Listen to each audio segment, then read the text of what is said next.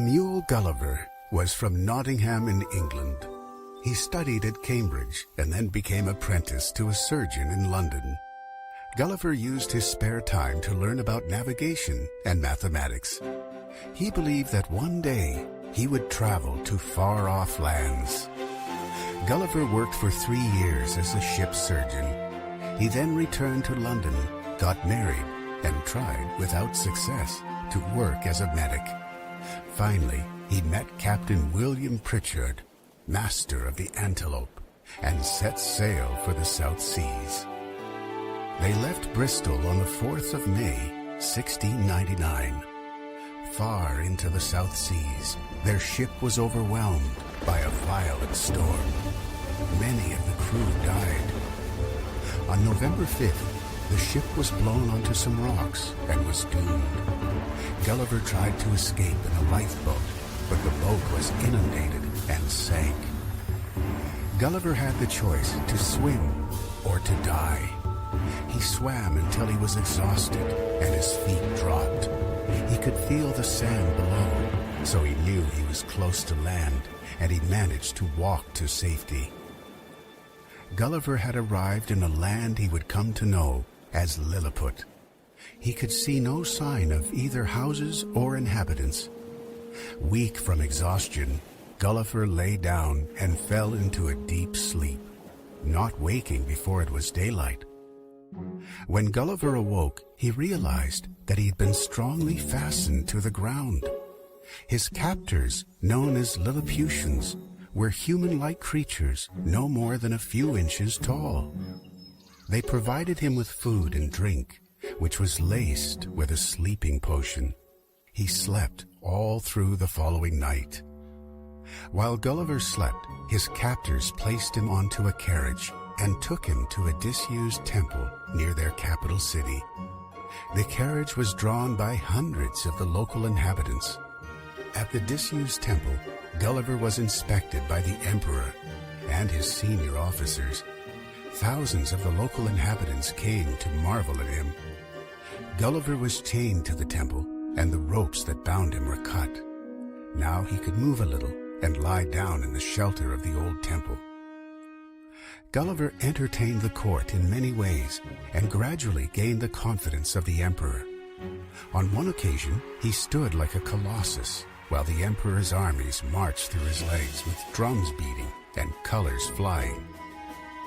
Gulliver was finally granted his liberty and had his chains removed permanently.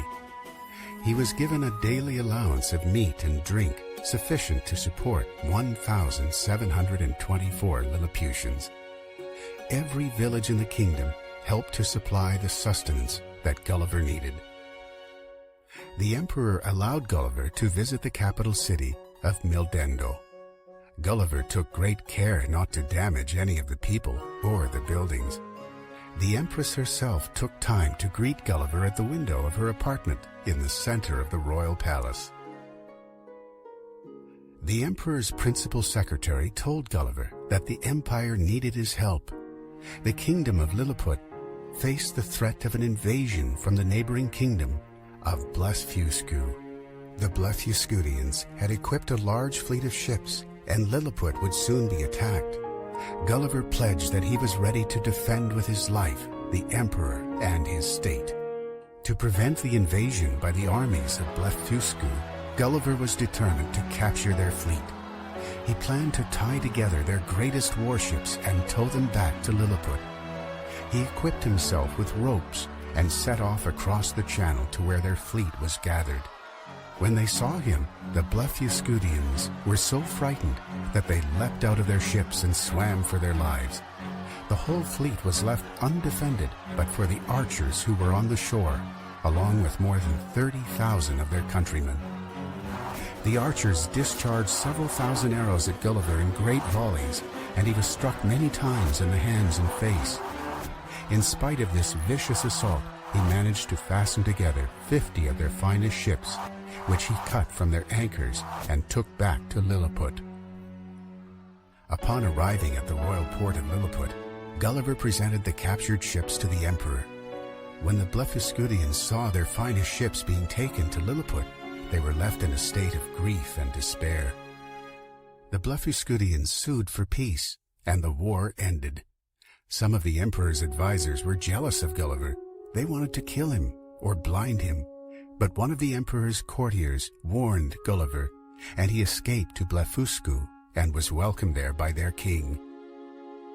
Gulliver noticed an upturned boat off the shore of Blefuscu and persuaded the king to help him salvage this boat.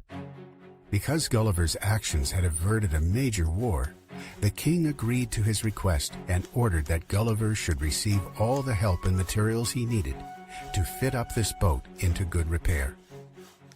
After about 1 month, the repairs to the boat were complete. The king allowed Gulliver to take all the provisions that he could carry. When the boat was fully stocked, Gulliver was ready to sail. The royal court gathered to see Gulliver off amid great ceremony. Gulliver set sail on the 24th day of September in the year 1701. Gulliver sailed north and was eventually spotted by one of the crew of a merchant ship.